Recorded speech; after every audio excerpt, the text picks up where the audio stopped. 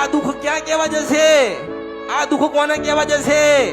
પણ આય સવારની મન કહેતી હતી, આય મને યાદ કરતી હતી કે માં માં માં માં માં માં માં મારી સામું જોજો, માતાજી મારું સારું કરજો. આને વધુ ના આવડે એટલે એવું કહેતી હતી. શું કહે? માતાજી મારું દુઃખ મટાડજો, માતાજી મારું મારું દુઃખ મટાડજો. એને એવું છે કે મને કઈક વાગ્યું છે, વાગ્યું તો મને છે, હું મેરડી છું. એટલે આના જેટલા દોષ હતા, જેટલા રોગ હતા ને અમૃતની મેરડી એ લીધા, મારી પાસે લીધા. એટલે મારો સુવર્ણ કાળકાનો મેરડીનો રથ રાજપરાએ ઉતરશે.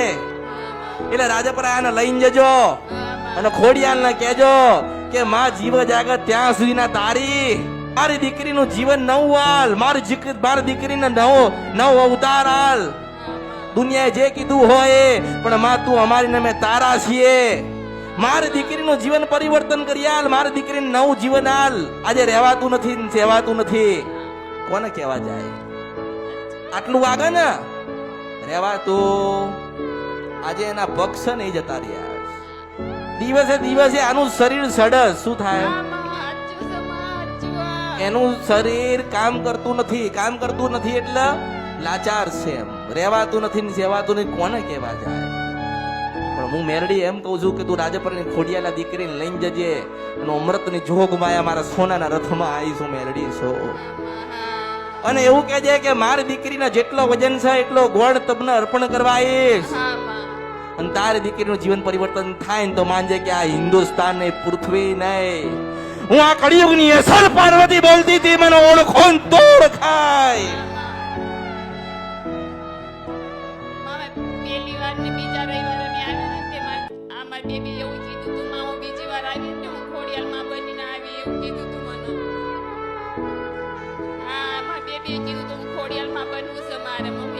એટલે આને એવું કે હું બીજા જેમ કેમ નથી. એને એવું હોય છે કે હું કેમ રમી શકતી નથી, હું કેમ મારું મનપસંદ વસ્તુ પહેરી નથી શકતી, હું કેમ ખાઈ નથી શકતી. એને એવું હોય ને તો શું કરે? કોને કહે?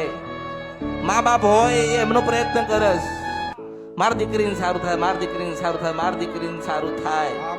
તમે મોડા પડ્યા છો અમૃતની મેલડી નહીં. અને મેં કીધું તો ખરી કે આજથી એને દુખાશે અને પીડા અમૃતની મેલડી ન થશે. હું મેલડી છું, મને ઓળખો તો ઓળખાય. એટલે પરમાત્માને હવે દુઃખ આલવું હશે તો હું એ મેલડીને મને મળવું પડશે.